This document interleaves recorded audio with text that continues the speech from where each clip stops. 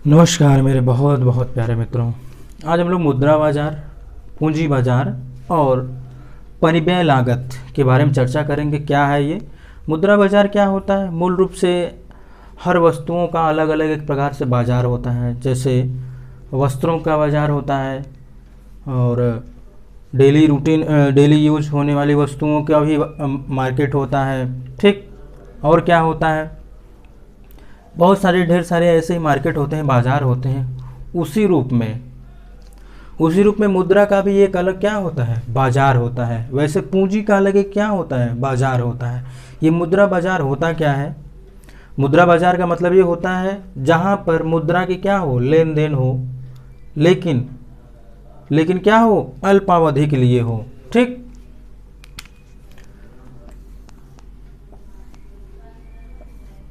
ठीक सॉरी। जिस प्रकार अन्य वस्तुओं का बाजार होता है उसी प्रकार मुद्रा का भी क्या होता है, बाजार होता है, ठीक। जहां मुद्रा का लेन देन किया जाता है, ठीक। लेन देन यानी जमा किया जाता है और निकाला जाता है। मुद्रा बाजार के अंतर्गत उन समस्त व्यक्तियों व वित्तीय संस्थाओं को सम्मिलित किया जाता है जो अल्पकाल के लिए मुद्रा उपलब्ध कराते हैं। अब आप बैंक में जाते हैं, जब कभी भी आप जाते ही होंगे मैक्सिमम लोग, ठीक। आप लोग बैंक से अवगत होंगे। जब आप बैंक में जाते हैं तो एक क्या करते हैं, एक बार आप पैसा क्या करते हैं, वहाँ पे डिपॉजिट करते हैं। यानी आप क्या कर रहे हैं, वहाँ पे कैश डिपॉजिट कर रहे हैं और कभी कभी आप निकालते हैं। तो आखिर ये लेन देन हुआ कि नहीं हुआ? आप लोन ले रहे हैं तो पहले पैसे उनसे लिए, फिर आप उनको इंटरेस्ट के साथ पे करेंगे, रिटर्न करेंगे। तो ये भी क्या हो गया, लेन देन हुआ, अल्पावधि के लिए ही। एक प्रकार से कहा जाए बैंक क्या है, मुद्रा बाजार है, ठीक। मनी मार्केट, कभी भी आप बैंक में जाइए आपके दिमाग में यही होना चाहिए कि मैं क्या आ गया हूँ, कहाँ पे आ गया हूँ, मुद्रा बाजार में आ गया हूँ या मुद्रा बाजार में आ गई हूँ, ठीक। आपको ये हमेशा ध्यान में रखना है। और जो क्या करते हैं अल्पावधि में, जो व्यक्ति, जो वित्तीय संस्थाएं जो अल्पावधि में मुद्रा उपलब्ध कराते हैं उन्हें क्या कहा जाएगा, वो मुद्रा बाजार में ही सम्मिलित किए जाएंगे, ठीक। इसके ठीक विपरीत पूंजी बाजार में क्या होगा, पूंजी बाजार में दीर्घकालीन मुद्रा उपलब्ध कराई जाएंगी, ठीक। इसके विपरीत पूंजी बाजार में दीर्घकालीन वित्त उपलब्ध कराने वाली संस्थाओं को सम्मिलित किया जाता है, ठीक। पूंजी बाजार का मतलब यही आप सामान्य सा समझ लीजिए कि ऐसी संस्था या ऐसी व्यक्तियों या संस्था का समूह जो क्या करे, वो दीर्घकालीन यानी लंबे समय के लिए वित्त उपलब्ध कराए यानी मुद्रा उपलब्ध कराए, उसको क्या कहेंगे, वो पूंजी बाजार में सम्मिलित किया जाएगा, ठीक। देखिए इससे प्रश्न पूछे गए हैं IAS 1997 में, यानी IAS 1997 में।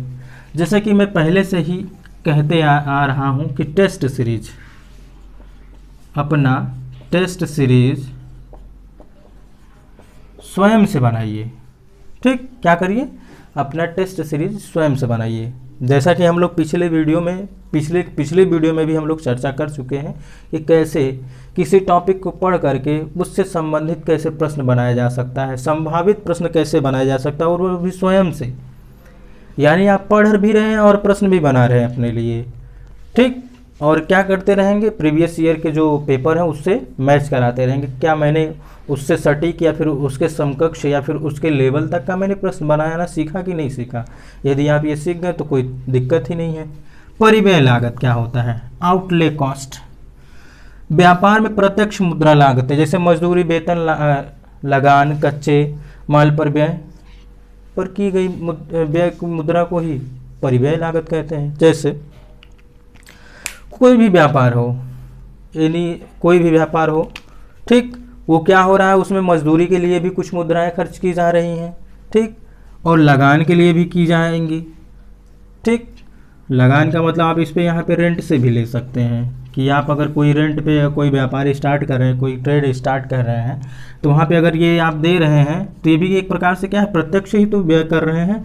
और कोई कच्चा माल, यानी कि आप व्यापार कर रहे हैं तो उसमें कच्चे माल की आवश्यकता होगी ही, और उस पर जो सब चीज जो मुद्राएं व्यय करेंगे उसी को क्या कहेंगे, परिव्यय लागत कहेंगे, ठीक। देखिए जो इकोनॉमिक्स में जो टर्मिनोलॉजी होता है वो इंग्लिश में थोड़ा इजी होती है, वो हिंदी में बड़ा ही टफ हो जाता है, हिंदी में समझने में कठिनाई होती है। इसलिए क्योंकि लगता है कि परिव्यय लागत ये क्या होता है, लेकिन आउटले कॉस्ट हो गया, मनी मार्केट एंड, अब ये तो समझ में आ गया मुद्रा बाजार व पूंजी बाजार। ये ऐसे ही कई सारे ऐसी टर्मिनोलॉजी होती हैं जो इंग्लिश में ही केवल समझ में आती हैं। ठीक, अब जैसे अवसर लागत होता है, ठीक, अवसर लागत होता है, लेकिन उसको ट्रांसलेट करके इंग्लिश हिंदी में कारक लागत लिख देते हैं, फैक्टर कॉस्ट लिख देते हैं, तो वो गलत हो जाता है। इसलिए आप क्या करेंगे, हिंदी के साथ साथ इंग्लिश टर्मिनोलॉजी के भी बारे में चर्चा करते जाएंगे और समझते जाएंगे और इसको नोट डाउन करते जाएंगे। तो मित्रों, आज हम लोग बस केवल 2 ही टॉपिक के बारे में चर्चा करते हैं, मुद्रा बाजार व पूंजी बाजार और परिव्यय लागत। परिव्यय लागत के बारे में मैंने चर्चा कर लिया दोनों के बारे में। हाँ, अगर कोई समझ में नहीं आया हो कोई टॉपिक तो आप एक बार कमेंट बॉक्स में कमेंट करिएगा, मैं दोबारा आपको समझाने का प्रयास करूँगा। ठीक है मित्रों, मिलते हैं हम लोग नेक्स्ट वीडियो में, तब तक के लिए नमस्कार।